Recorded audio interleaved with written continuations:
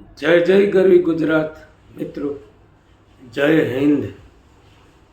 માનનીય વડાપ્રધાન શ્રી ગુજરાતની અંદર આવ્યા અને દાહોદથી લઈને કચ્છ સુધી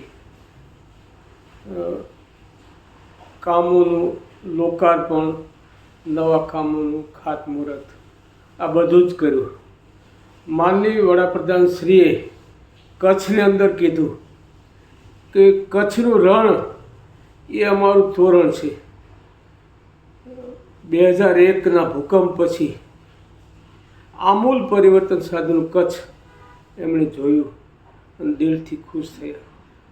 ખાસ તો સિંદૂર ઓપરેશન પછી માનનીય વડાપ્રધાનશ્રીએ એક નારો આપ્યો છે, એક ભારત શ્રેષ્ઠ ભારત, આત્મનિર્ભર ભારત.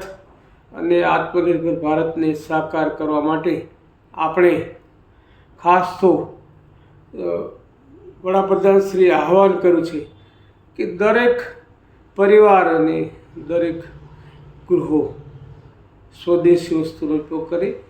અહીંયા 90% ઉત્પાદન આપણા દેશમાં થાય છે. મેક ઇન ઇન્ડિયાનો જે નારો, જેમની દૂરોગામી દ્રષ્ટિ હતી એ આપણને સાકાર થતી જોવા મળે છે. સિંધુ દરમિયાન આપણા દેશની અંદર સ્વદેશી વપરાયેલા શસ્ત્રો અદાણી ગ્રુપ્સના એનો પણ ઉપયોગ થયો અને શ્રેષ્ઠ સાબિત થયા.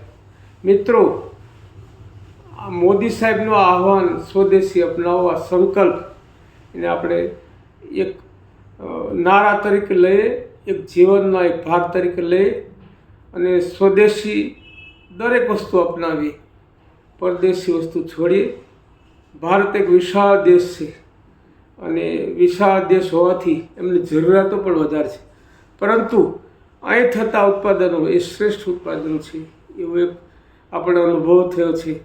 તો મિત્રો, 2047 વિકસિત ભારત બનાવવા માટે માનનીય PM સરે કેબિનેટની અંદર પણ આનો ઉલ્લેખ કર્યો છે કે સ્વદેશી અપનાવીએ અને આ દેશને સ્વનિર્ભર બનાવીએ.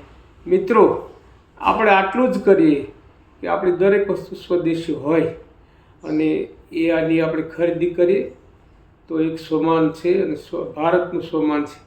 તો એક ભારત શ્રેષ્ઠ ભારતના સ્વપ્નને સાકાર કરવા માટે અને આત્મનિર્ભર ભારત જે આજે ચોથા ક્રમમાં અર્થવ્યવસ્થામાં આવે છે એને આપણે ત્રીજા ક્રમમાં લઈ જવા માટે કોશિશ કરીએ અને એમના આહ્વાનને વધાવીએ. વંદે માતરમ. જય જય ગરવી ગુજરાત.